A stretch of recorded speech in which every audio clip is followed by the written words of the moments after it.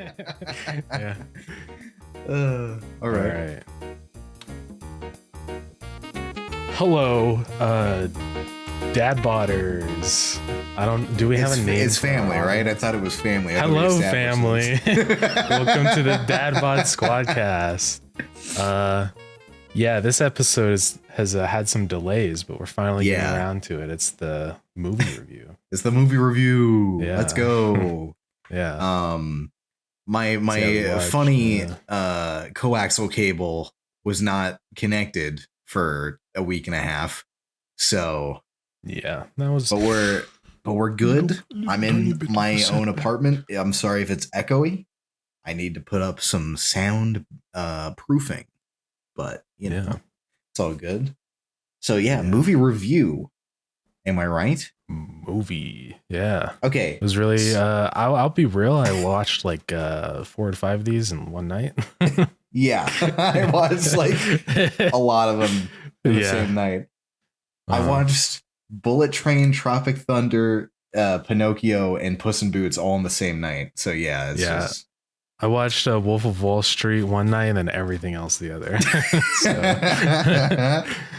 But yeah. Yeah. So okay, what order did you watch them in? It was pretty random. I started with Wolf of Wall Street, and then I went Puss in Boots, Pinocchio, Bullet Train, and then 1917. And then Tropic Thunder. Where was that one? Oh yeah, Tropic Thunder was before. So yeah, Wolf of Wall Street, Puss in Boots. Yeah, then Pinocchio, Tropic Thunder, Bullet Train, 1917. Okay. So. We both did Wolf of Wall Street first. Yeah. So I did Wolf of Wall Street, 1917, Bullet Train, Tropic Thunder, Pinocchio, and then Puss in Boots. Because I had already seen Puss in Boots. Yeah. That's why I went with Bullet Train 1917 last, because I already watched those before. So yeah. But yeah. All right. So I guess we'll start with Wolf of Wall Street since we both saw that one first. Yeah, we can go ahead and start with that. So my notes, I didn't know really how to write the notes down. So I just some of the movies like my notes for Wolf of Wall Street is like 3 lines, and then for Puss in Boots I basically did like a live commentary as my notes, and it's like 50 lines. So with Wolf of Wall Street, this is the only one that I did this for. I wrote down monkey, Jonah Hill cock, naked Margot Robbie, and then gay orgy whenever I saw them. Yeah. And then I wrote down, and then I wrote like basically a review, like a small little review. So I guess I'll read that. I said, yeah, do that. A lot of them start pretty much the same, by the way. I said, God damn, this was good. The comedy, directing, acting, and so much more was on point. This is the first Scorsese movie I've ever seen, and I can see why people really like his movies. The cinematography in this was so fucking good. The pacing was fast, but not too fast. The story as a whole was really good. It makes me want to listen to the audiobook it was based off of. The movie was rock and roll to the core. So much sex, drug abuse, and disregard of the rules. It was a good change of pace from what I usually watch. 9 out of 10. So that's kind of how I formatted it. I just do I should have rated them. Little reviews. I mean, you can rate them now. Yeah, that's fair. I'd give it like an 8 out of 10. I thought it was pretty solid. It was definitely different. Yeah. And I like the pacing because it was like a 3-hour long movie, but didn't really feel that long, Yeah. Because it just felt like a nice like progression from one phase to the next. Yeah. But yeah, I thought it was pretty good. It felt like it was like trying to be as like a check off all the inappropriate boxes, punching pregnant women, drugs, everything. So, dude, the scene where Jonah Hill drinks the guy's fish, that's so uncalled for. Yeah, that was you should be talking, not feeding your goddamn pets. Yeah, I really just went all out with everything. But yeah, I thought it was good. It was interesting. Yeah, And I thought the acting was pretty good. And the sets were pretty like consistent. I feel like there was like you knew where you were whenever, you know? Mm-hmm. I feel like a lot of movies kind of struggle with that. Like, where am I right now in the world? You know? Yeah. Like what's but that it did a good job of having like returning to certain places and making sure that was like a consistent, you know, thing. Yeah, I think it did a good job with that. So, what did you write down for your notes? I said it's like watching an underground cavity slowly form and grow, and then swallow everything in the last 30 minutes. Because it's just like it's a constant like this is shit is gonna go down. It's just a matter of when. So yeah, that is a perfect wording for that, because it is just that. Yeah. Oh, okay. Which one do you want to go next? You can pick whatever you want to. Ooh. I guess just go next in your list, and then we'll. Next in my list was Bullet Train. These notes are not in order of how I watched it. It's all fucked. But let's talk about Bullet Train. I thought Bullet Train was pretty good. Yeah, I was surprised at how much I liked it. Even though I knew I was gonna like it, or I thought I was gonna like it, I was surprised at how much I did. Yeah. Because like, I feel like a lot of movies kind of have that style now, where they like that like neon style, or like they're trying to be Scott Pilgrim almost. Yeah. And this movie did it like really well, and not like in a like, oh, we're doing the thing, Yeah. Yeah, because it was kind of just natural. like built into the scenes. It didn't feel like over the top. Yeah. It was good though. Yeah. And it was. I think that it was like they did a good job with like the sort of like, because it all takes place on just one train, but it still feels like different enough from each scene where it's not like boring, So I think they did that well, because there's like the whatever, all the different carts, the front of the train, and the a lot of variety with the environment still, which I thought was a good thing. Yeah. Like it also, it did have that like, I know where I am kind of in this spot. Yeah. This is like these guys' first part, like where it's all set up based on like where you first see the people, because then you associate that it's not train, it's what are the individual ones called? It makes up the train, but what are the like carts or what is the caboose is in the back? Well, the caboose is in the back. They don't have cabooses anymore. Yeah. What is it? It's the... I don't know. I could look it up. Name for parts of train. Of Bullet Train. There's a lot. Box cars. What is it called? But you know what I'm trying to say? Like the main trains like in the train. People sit. Yeah. Right. Seating area. Yeah. Let's call it that. So fucking main hot man just walks through all the ones up to the front, all the major ones at the beginning of the movie, and it shows like the characters, and so you're like, oh, that's I know where this is. Yeah. Yeah, they did a good job with that. Yeah. Okay. I'm gonna read off what I wrote down, because I guess this is what we're doing. I guess so. Yeah. This one was really fun. The writing had that Deadpool energy, but not the annoying Deadpool energy. It was really good. I liked the flashback sequences and how they happened at odd times, which that was sick. This movie kept me on my toes. The cinematography was so good. The fighting scenes were engaging, and the characters were epic. It felt like watching a game of Clue at times. So good. 9 out of 10. A lot of these are 9 out of 10. Every single one of these pretty much is 9 out of 10. Yeah. They were all pretty good movies though. Yeah, they were really good. I'm glad that like all the movies we picked were movies that I actually enjoyed watching. Yeah. Yeah, I thought the fighting was really well done in Bullet Train. It was pretty like engaging. Yeah, it didn't have like it felt like an anime, which I know that's like what you would say, because it's like, you know, that Scott Pilgrim type of, you know, directing, or like the visual style, and, you know, it has like the anime influences obviously throughout it. It takes place in Japan, for God's sakes, you know. Yeah. But it felt like it, and it was really good. Like, it felt like an Eastern fight scene, you know. Yeah, it felt pretty solid. Yeah, I did like those the Japanese covers.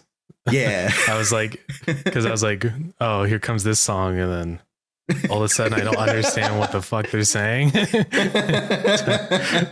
Yeah. So good. Yeah. The movie starts out with fucking Staying Alive, but it's it's Japanese. Yeah. Which is like, you know, it's like, it's you're like really weird to hear that. And then you're like, hey, yo, it's like, what? Huh? What? Yeah. I don't think I've ever like heard Japanese covers of songs like that. So it was like, whoa, that's whack. But yeah, I like that. Yeah. What did you write down? I wrote down, I like the Japanese covers of Western music. The things I'm kind of saying are just like addressing each point I sort of wrote down. Okay. Yeah. And yeah, I said it was like the whole like mystery aspect of it, where you're like kind of figuring out the story. I thought was really well done too. Yeah. I think it does like a good job of like pacing the like information that's sort of given out, if that makes sense, you know. Yeah. Before watching that movie, I watched both Knives Out movies. The first one I watched with Ethan, and then the second one I watched on my own before my LTE went to shit. So it did have that energy, and that's why I wrote like it was like watching Clue, because it did have that like, you know, like you could watch that movie looking down at the board and then seeing where all the characters are and seeing what's going on. I liked that. It was awesome. Yeah. I guess I felt like I wrote down, I tried to in some of these like write a negative, like I don't want to be negative about it, but I was very positive about them all, which they're all good movies, but I tried to like say some things, because I said like, you know, it's like a comedy mystery movie, but also like at points it tries to like be more meaningful with certain things, like at least with like the character deaths. I found, because it's like, I don't know, it's so like sometimes the characters are like obviously there just sort of for like comedic effect, and then they try to make it seem like a, you know, oh, I'm so sad that this person died, you know. That's the only thing that I felt was just kind of like weaker. I mean, it's not really like, it's understandable because the movie, it's not trying to be like a super impactful movie. It's definitely more on the side of like comedy, you know, that sort of thing. But I did whenever Lemon died, I was, or like quote unquote died, he didn't die. Spoiler. Yeah. But whenever like he was shot, and then it was like, oh fuck, I was like, God damn it. You know? That's the one that I was like, because I felt they did a really good job like building up his character and making him like likable. Yeah. And then they had to kill the man. But then he came back. He rose from the dead. And then he But then Tangerine fucking died right before he came back, and that sucked. Yeah. I was like, God damn it. Like, damn. You just waited a little bit. Like, shit. Yeah. Yeah, I thought it was a solid movie though. I mean, it's not really like a big negative. It's just like, just kind of my own like feelings about what they're like, the impactfulness they're trying to do with that. But I don't know. Yeah, I get that. Yeah, it's a good movie though. Yeah, it's time to get pretty good serious. 1917 was the second one on my list. So okay, this movie was awesome. Like but like it was like I don't know. It's hard to describe. I guess I could just read what I wrote down. Yeah, go ahead. Again, starting with this movie was really good. Pretty much every single one, like all of the things. Yeah, start with that on my list. It had such a simple mission, and it pulled it off with the best style I've seen in a while. It's a single shot movie, which isn't new, but it's not attempted very often. Birdman was the first to popularize it in the modern day, but it's been a thing for a long time before that. This movie did it very well, and there were like 3 major cuts in the movie, and all the small cuts were pretty seamless. Since I know where to look, I spotted them instantly, but it didn't break my immersion in the movie. Yeah. The story was really good. I liked the get from point A to point B without dying type beat. The performances were amazing. I did like that. 9 out of 10. I also rated Bullet Train 9 out of 10. I don't know if I said that, but yeah. I thought it was really good. I think definitely the part it sort of shines in is the cinematography, obviously. I mean, because it does the whole seamless shot, but also just like the camera movements it does do are really good too on top of that, so. And I think what I liked a lot about it is that it's just like it's more real than a lot of other war movies, because so many war movies it's like everything's like it's on like a mass scale war. It's so us big as the us grandiose. As this country needs to but this one was way more so like just overdone. Personal. It was like like all it they're was doing just is about delivering a these message. 2 people. That's it. Yeah. I really like that part of it, because I think it makes like the horrors of World War I way more impactful that way, because it's like you're experiencing it alongside the characters rather than just looking at it from a third view outside of it all. When the plane crashes, fuck, dude, it's like, what the fuck? They're just in like a farmhouse, and then all of a sudden, it's like, goddamn. This is probably one of my like favorite war movies. But you go. Sorry, but that shot whenever they first get out of like their territory and into like no man's land, and it's all like fucked up and like muddy, and like the trees are all fucked. It looks so good. Yeah, man. It does. That's also like one thing I like with like how they did color, because so many war movies, everything is just gray and dull everywhere. But this, like, it's not afraid to use color. Because like, the green grassy fields and stuff, like it's a very vibrant movie, and so when it gets to the no man's land where it's all just fucking dead, it's like, damn.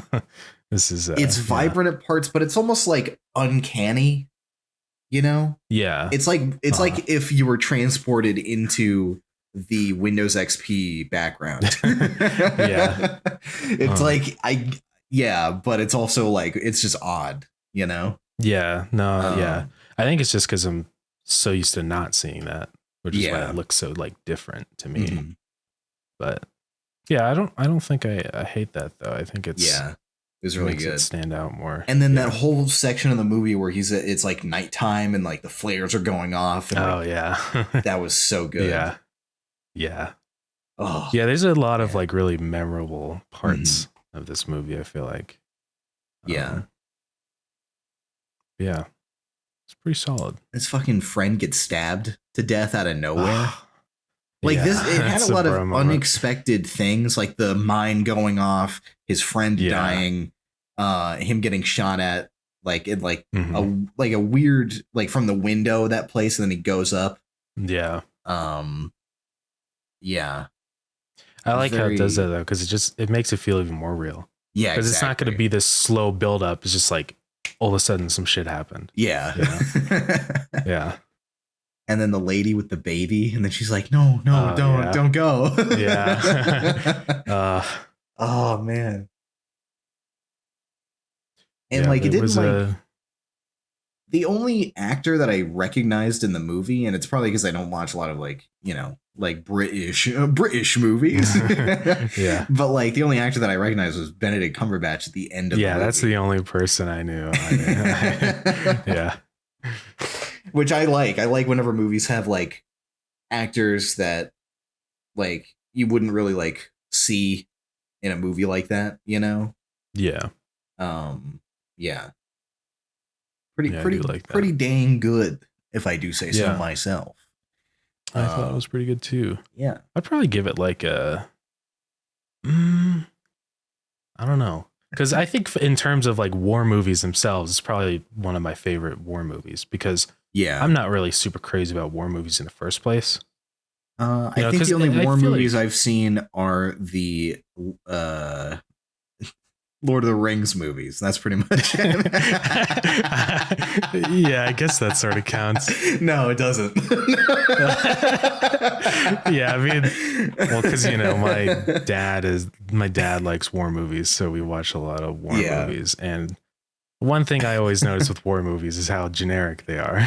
I was gonna watch All Quiet on the Western Front soon, and I was gonna see if that one was. Yeah, I was actually thinking about that because apparently it's supposed to be sort of like similar to this one in terms of just like how it's more on a smaller scale. Yeah, whatever. I think because it's on Netflix, and I was like, you know, yeah.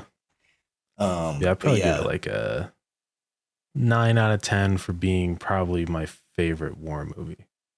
But there's a cap at like 9 because war movies are not my favorite genre. So yeah, I did not rate anything 10 out of 10. I don't know why. Yeah. But I think it's like there's always a little bit of room for improvement. Yeah, exactly. Yeah. Yeah. All right. What you pick the next one? Let's do a funny loop around, and we're gonna talk about Tropic Thunder. Let's go. Yeah. This one was fucking. I thought it was awesome. Yeah.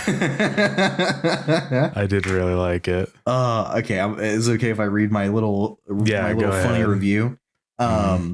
I believe it is true. This is one of the best satire comedies to come out of the past 20 years. I'm going to be honest, I forgot that Robert Downey Jr. was in blackface a couple times. At a certain point, it just fades away until the character's pointed out, which is a lot. It does happen a lot throughout the movie. And it is made fun of a lot that he did that. Like that his character got the surgery to be black.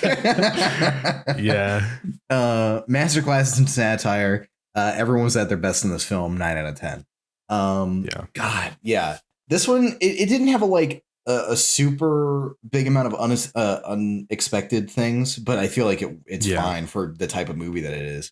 Yeah, I feel like it did exactly what it was supposed to. Yeah, exactly. Yeah. Yeah. Yeah, I thought it was really good. At first, looking at the movie with the blackface thing, I'm like, but then realizing that it's only done to make fun of the fact it's like, I understand now. But I thought it was really good. I didn't write very much because I think I was just so focused on just experiencing it. Yeah, I get that. The only 2 things I wrote was I really thought the line when Jack Black's like, let's move, we only have 16 hours before they wake up. That was really funny. And I wrote that down. And then Tom Cruise. Because apparently the balding guy's Tom Cruise. Yeah. I was like, I have no idea until the credits. And I saw that. I was like, I don't know. They totally disguised him. I don't know how. But yeah. Oh, that was funny. He was it just you don't know until the credits. I knew right before the credits because I watched it on Amazon Prime. And you have the funny X-ray thing that you can do. You click the X-ray thing and it shows all the actors, and I was like, what? Yeah. Yeah, I would have never guessed. He does have a thick ass in that fucking dance scene at the end. Oh, yeah. I love that the movie opened up with fake trailers showing off the characters. Yeah, I was a little confused about that. I thought it was like an extra thing I accidentally bought or something, but it was just is what it just starts with, I'm in love with the pussy. Like the rap character. Yeah. And then it turns out he's gay. It's fucking awesome. Yeah. Yeah, I do like that. Oh, Man. I like those because like there's always little references to those things at the beginning if throughout the whole movie. So it's like, yeah. Robert Downey Jr. and Tobey Maguire, gay priests. That was so good. That was really good. Oh yeah. It was a really fucking hilarious movie. It was, yeah. It was like, fuck, goddamn. Yeah, I like. It was really funny. Jack Black was so fucking good as always. He was really good, yeah. Oh man, yeah. I think that was probably his prime, but he's in a resurgence now. Oh yeah, but that was like probably his prime. Comedy. Yeah. Oh man, so fucking good. It was really good. Yeah. Ben Stiller was really good in this too. Everyone was, but like, yeah, I think honestly, everyone was like, I feel like equally did a good job.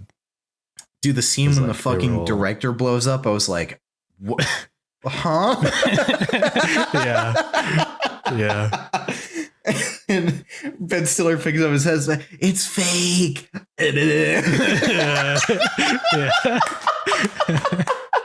It's so funny. And Robert Downey Jr. just like, no, what? That's real. That just happened. Yeah. Oh man. Yeah, I really like that they took the route of it being a movie about it, like a movie in a movie rather than just an actual war thing, you know? So I think that made it way better. Yeah. Yeah. Because it like opens up for them to be confused of why it's not like, There was also apparently, or there was a mockumentary about the movie that came out with the movie, I think, or with the DVD of the movie, which I didn't see. Which I should have watched. I didn't see either. Yeah. I want to watch that one because it's covering like the in-universe like making of the movie in the movie.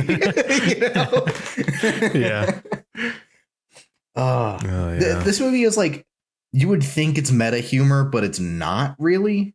Like, that's not what they're going for, and it's not like a, you know, I mean, there's some things. It's like fake meta, you know, because it's not like they're playing themselves. They're playing like parodies of actors. Yeah. And I don't know. It's just, it's funny. It's got a lot of layers. But I thought it was really solid. What would you rate the movie? Probably 9 out of 10. Yeah. a lot of 9 out of 10s, but you know, 9 out of 10s. I feel good about that rating though, you know? Yeah. Next on my list is Pinocchio. We can go to Pinocchio. I wrote, this one's kind of long, this little review. I kind of wrote these just like projecting out to like, you know, a mystery reader. I wasn't like writing these to say them. But fuck it, we're here. I wrote a beautiful take on the classic tale. I love the animation and style. The acting was tremendous. The story was pretty wacky. Although I don't know the original story at all. All I've seen is the Pinocchio was the animated Disney movie. So it could just be that the original story was wacky as well. The biblically accurate angels were awesome to see, since you never see that type of thing in any movie or TV show. I did really like that. It was fucking sick. I didn't care for the music numbers, you know, for the musical numbers. I wasn't actively cringing at them, but I feel like some of them were unnecessary. Obviously, Pinocchio singing in the circus was necessary for the story reasons, but the musical numbers early in the film didn't have much story impact and just kind of felt thrown in just to have them. Overall, I did enjoy it. It was super heartfelt and almost got me tearing up at the end. 7 out of 10. I did 7 out of 10 because the music numbers felt, you know. Yeah, that's fair. Yeah, a lot of the music numbers, like the music was decent, you know, so I wasn't like mad about it, but I was like just like the circus guy singing at the beginning of the movie. or like whatever, not the beginning, but you know what I mean. Oh yeah, I know. Whenever he shows up, like he already told his intentions, and then he does a music numbers singing his intentions. Like, yeah, it's weird. It was just kind of like some of those definitely. I don't know why it was in there. So I don't know. I don't but know. I understand it's Pinocchio. You have to make it a musical for whatever reason, and I was just like, yeah. God, the style in this movie was fucking amazing. Oh yeah, dude. God damn. Yeah. Oh, man, stop motion fucking would take so goddamn long. Crane Versher, the YouTuber, actually worked on this movie he did like a little bit of animation for it, which is fucking epic. Sick. But goddamn. God. I mean, like the level, it was really good. It was insane. Stop motion. Like it was still just really smooth. They didn't like they animated a lot of frames. Like God, it's probably it takes like a whole fucking day for 1 second of that shit. Because that would, and you can't mess up, or else you're like kind of fucked, and you have to start over. Right. You can recover, but it's it's it was fucking crazy. Yeah, they did like a really good job. It felt like with the stop motion with just like emulating textures of different things. Oh yeah, with like the hair, and I don't know if the cloth was even clay or not, because it looked like it wasn't. I don't know if it was clay or not. No, the clay, it was really. I don't think the cloth was clay. I think it was just cloth that had an armature thing in it. That's what I figured, because there's like, if it was clay, I'd be like, what the fuck? Yeah, it was really good though. It was very it was a visually really a good movie. The fucking biblical angels. I was like, God, fuck yes, dude. Fuck yes. I did like that. Yeah, that was yeah. Oh, I liked the whole like Pinocchio dying thing over and over, and like how they did that, where it was like each time you come in here, the hourglass is going to get longer until we're eventually infinitely here. You know? Yeah. Which was awesome. I liked that.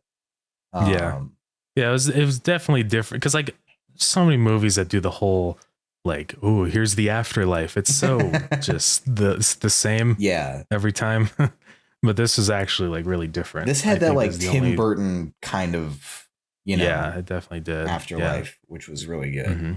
I thought it was really, really well done that way. And Guillermo del Toro is like a notoriously fucking amazing director. Like he did the original Hellboy movies. And those are fucking sick. He does love his Nazis. I don't. He does love throwing Nazis in there. But I felt like it worked. It was a good like version of the donkeys from Pinocchio turning into a donkey in the Disney animated one. Do you even remember that? Honestly, like one part of this whole thing, I've never really seen anything about Pinocchio besides in Shrek. So this is like basically completely a new perspective on all of this, because I have no idea. I have no reference for any of this shit. Well, in the original, besides he's a little wooden boy with a nose that goes. So, well, in the original animated Disney movie, whenever he's escaping the circus or whatever, he gets turned into a donkey. Oh. So this is like the different version of that fits in the time and area of the movie, which made sense. I don't know. It was really good.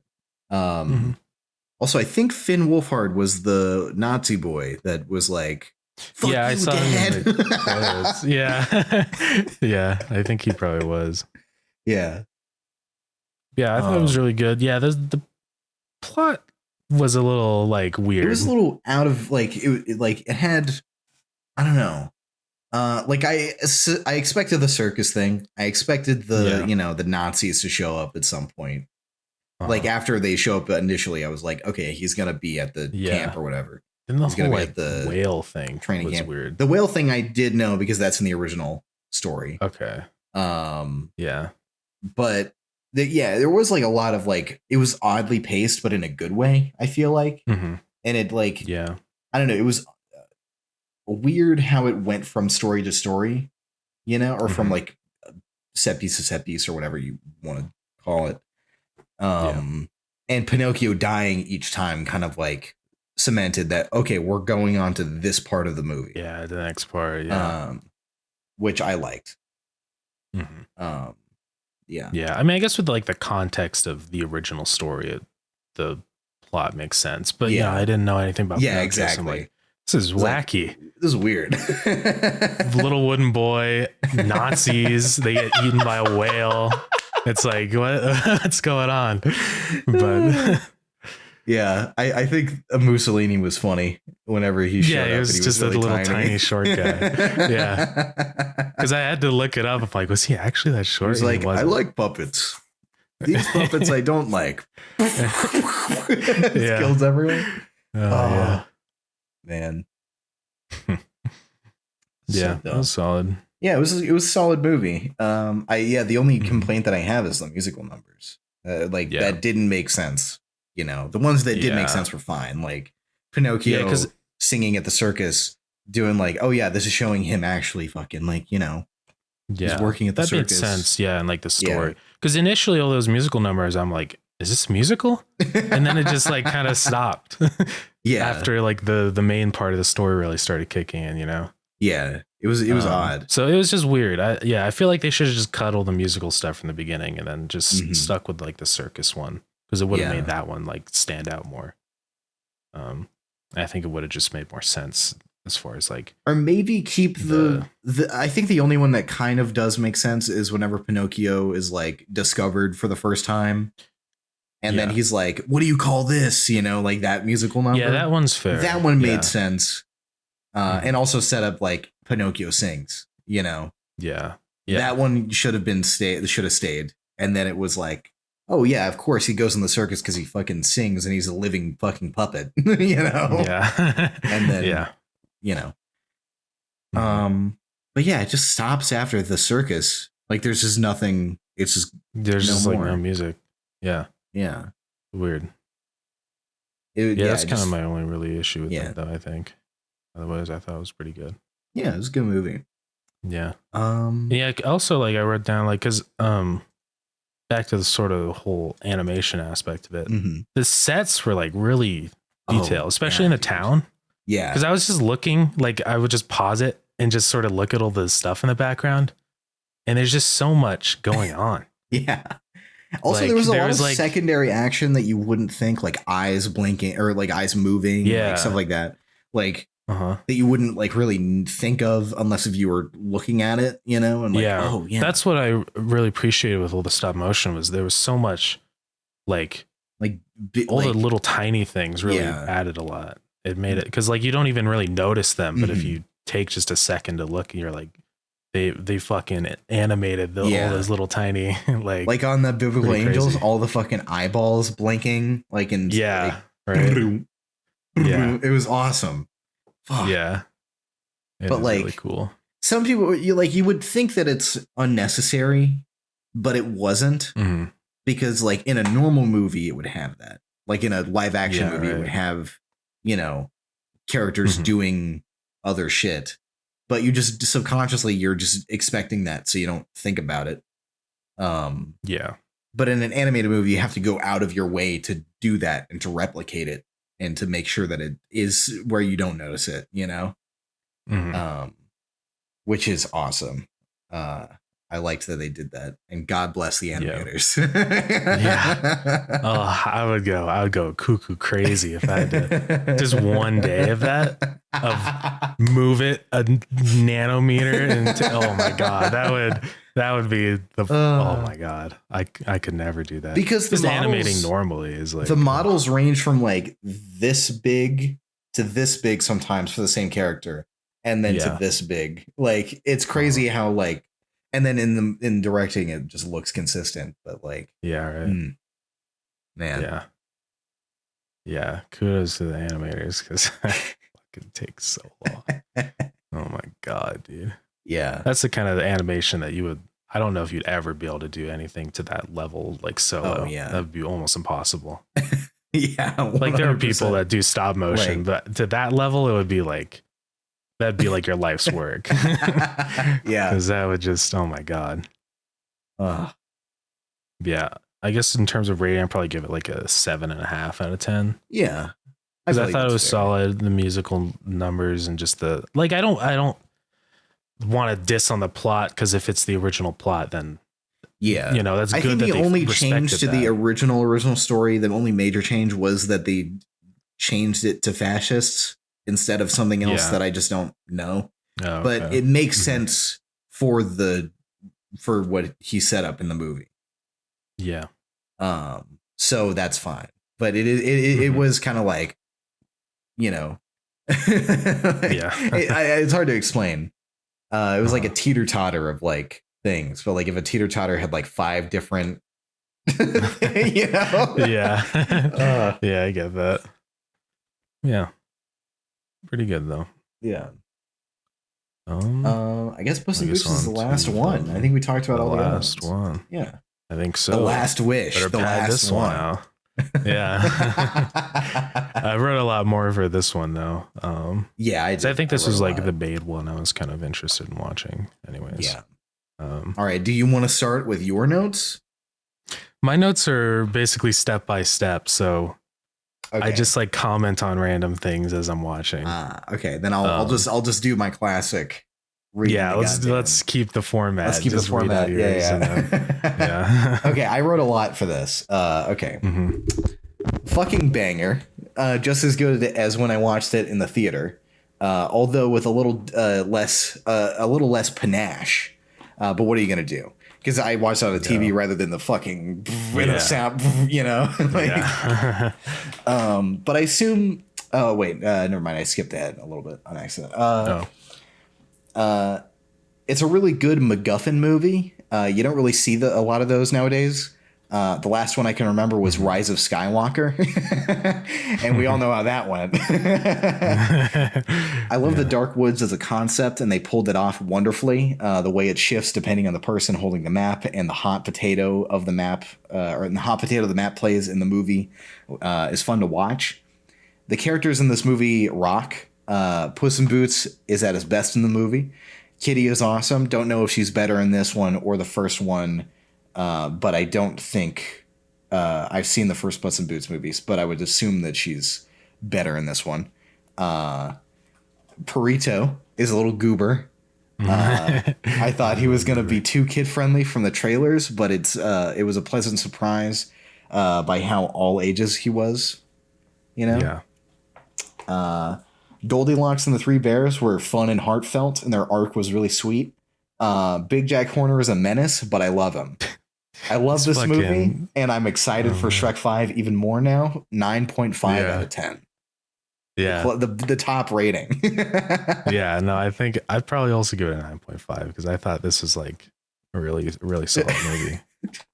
Big Jack Horner, dude. Dude, I wrote in my notes, I just said Big Jack Horner is built. That's all. He's fucking weird. He's got a little kid head and big, huge arms. Big, huge hands. He's like, and his legs are tiny. It's epic. Yeah. He's a wacky dude. I love his design so much and the way that they animate him.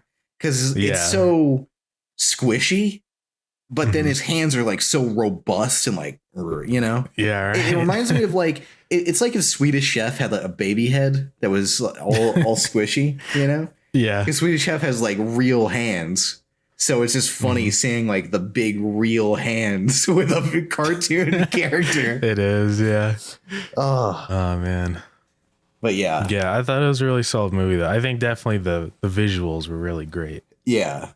I think that was like a huge huge positive. Good evolution. Like it was Yeah. Yeah, they went like pretty hard on the colors and stuff. It almost like one thing I noticed too, which was interesting. It's like I was sort of just thinking about how they did the lighting, and I noticed a lot of the scenes, like the lighting made no sense. Yeah, but it's a fairy tale, because there's like it makes sense that rim way. lights coming from nowhere and stuff. Yeah, which I thought made it look a lot nicer. It's almost like it almost felt like vibrant Minecraft shaders. Yeah. Like it's totally over the top, but it looks really awesome because of that, Also, fucking, Yeah, I forgot to write in this. Death was fucking amazing and scary. Oh yeah, yeah, he was really good. Sounds like Buddy Holly. Yeah, that's a fair judgment. What did he say? He said you look like Buddy Holly. God damn it. We're back. Sorry. I forget what I was saying. It was something about death. He was scary. Death. He was very scary. Yeah. And then what else was I saying? Shit. God damn it. Fuck. Well, do you have anything else? Apologize. It's all good. Yeah, I mean, I wrote down a lot for this one. Yeah. Ripped my homie Jerry.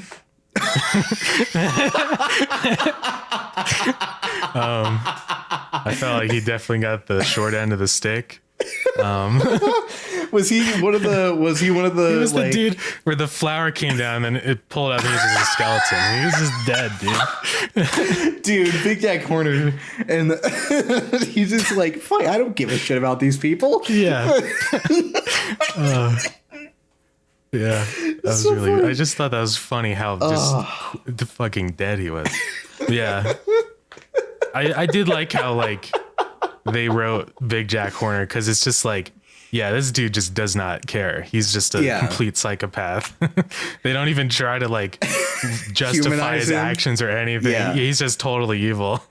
That's why I loved that so much when I watched it in the theater. I was like, fuck yes, finally a villain that's just evil for he's evil's just like sake. Totally evil because he's evil. Yeah. I remember what I was saying now. In the trailers, you would people were thinking that the death was the big bad wolf, and then they were posting like images of the big bad wolf from Shrek and being like, damn, glow up. Yeah. But I love the way that they did it. It was so good. They did do it really whenever the whistle shows up, I'm like, yeah, you know, because it's good. They always there's always the build up, and so it makes it way more impactful whenever he appears. Yes. Instead of it just being like, yeah, it was really well done. I said this in, I think, in one of the other podcasts. I don't know if it was the last actual episode that we did or what, but whenever I watched it in the theater with my mom, there was a mom and her daughter right like down the aisle, and then at some point during the movie they were gone, so I think the death was too scary for the kid, and then they left. Yeah, that is one thing I liked, is it's like, you know, it's sort of like a kids movie, but there's also a lot that's like definitely not kid. Yeah, like Burrito fucking swearing, like, and yeah, stuff like that, or like the description of how he was thrown into a river with a rock in his sock. It's like, that's actually really messed up. Yeah, dude. And it's in a kids movie. Yeah, it's so good. Oh, how really innocent he is, dude. He just doesn't know that they were trying to kill him. Yeah, right. It's like, oh my god, chilling. That's actually messed up. Yeah, man. I think it kind of had like Shrek energy in that capacity. Yeah, I mean, obviously it did, because it's, you know, but like the adult humor whole, mixed in with the, you know. Yeah, right. It was. I really like that balance. I think that's part of why Shrek is so popular, because it's like, it's not just the usual, but it was really good. Man. Yeah, I liked all obviously the art like style of it was really good, with the, you know, just like with Spider-Verse, with the how the animation like timing changed depending on and stuff like that. That was really solid. And also they used a lot of like cartoony effects for things that like it'll just could have been done to like a super cell shaded style all like out of nowhere for like a specific like a fight scene, and it's awesome. Like, like, because like there's like the little like, you know, sparks from the swords and stuff were just like drawn, like those were just like 2D effects. And also like the smoke coming from like the factory was just like a 2D gradient and stuff like that. Yeah, it was really cool. I like that, because it's just like, it makes it really interesting. I don't know. Yeah, because I'm not expecting it, you know. Yeah, I really liked how they did that. It was a good Rip mix the magic carpet, dude. Magic carpet got dude. dirty. He did. They had nails in the fucking corners. Big Guy Corner is a fucking menace, dude. He is such a menace, dude. Man. And all because people liked Pinocchio more. Yeah. This is like, I'm a real boy. Come on, guys. I'm actually a real boy. Oh, right. Yeah. I forgot that Pinocchio was in this movie. Yeah. Yeah. Yeah. That was really funny. Oh, man. Oh, dude. Yeah, I really liked his character. Mm-hmm. Just because it was just a really, really fun character. Yeah.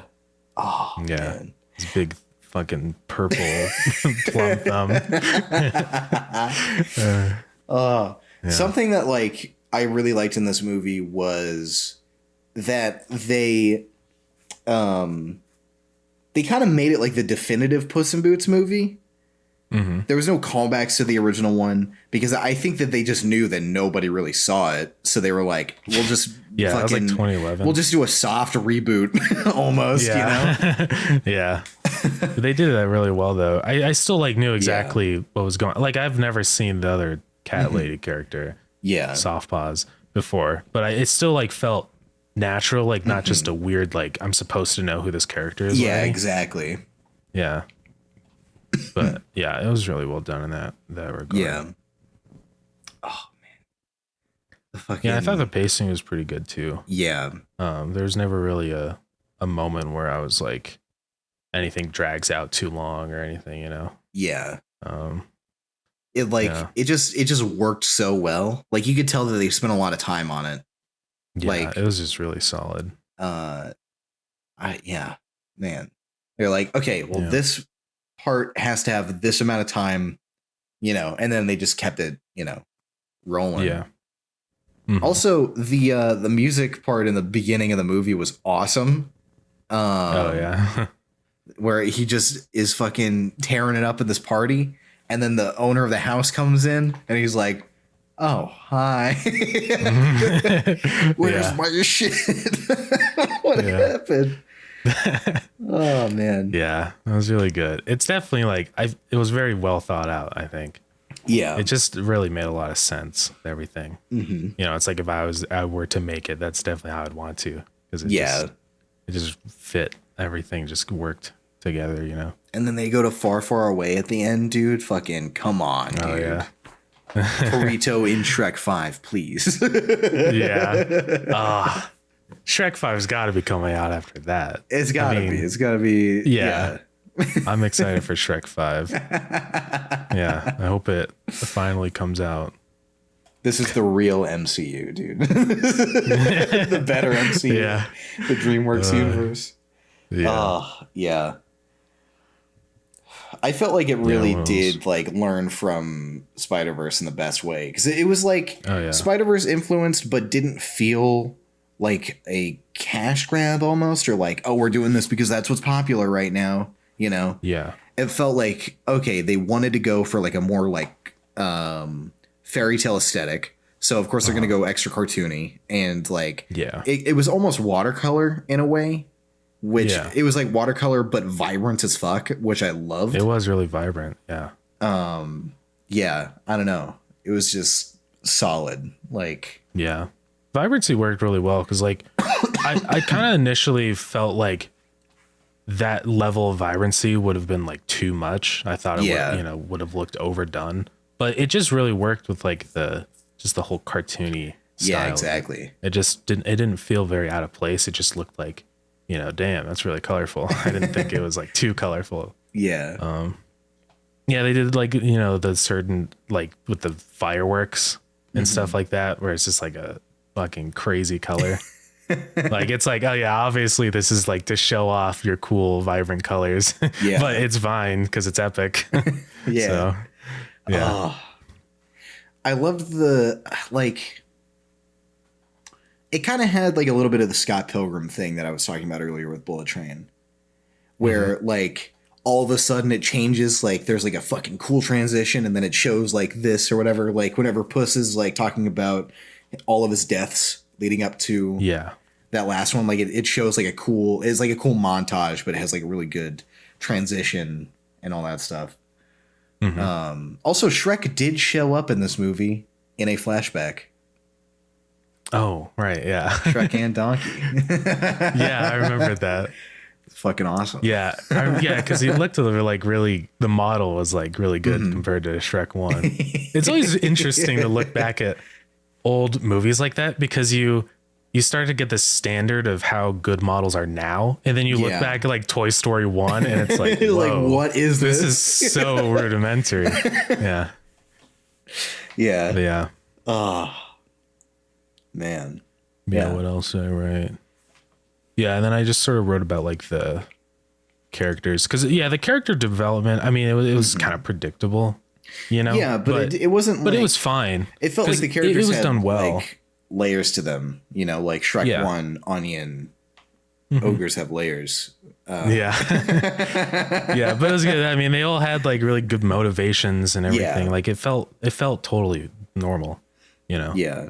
The only slight thing that I would be like, is like the Goldilocks, like, that is not just right. You know, that got like the tiny bit old, but it still fit the characters and was fine. I mean, I feel like if they didn't reference it, it's like, they have to. If they, like, I'm just saying, if they didn't reference it as much, you know, but it is their thing. That's fair. Like that's the like, it's that's their like thing. their whole deal. So man. Yeah. I also just like the whole dynamic of there's like 3 on like concurrent groups. You know, that it kind of swaps between. Yeah. I thought that was good. And I felt like the screen time they all got was pretty fair also. Because a lot of movies or shows, it's like it's focused on this one group forever, then the others just get a quick scan over. But it was pretty it was pretty like well distributed. Yeah. Oh, Jack. I didn't feel like Jack. No.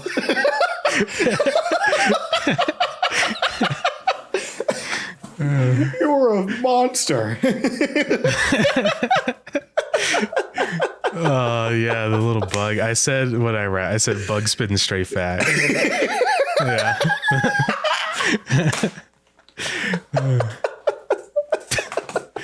Yeah, he was epic.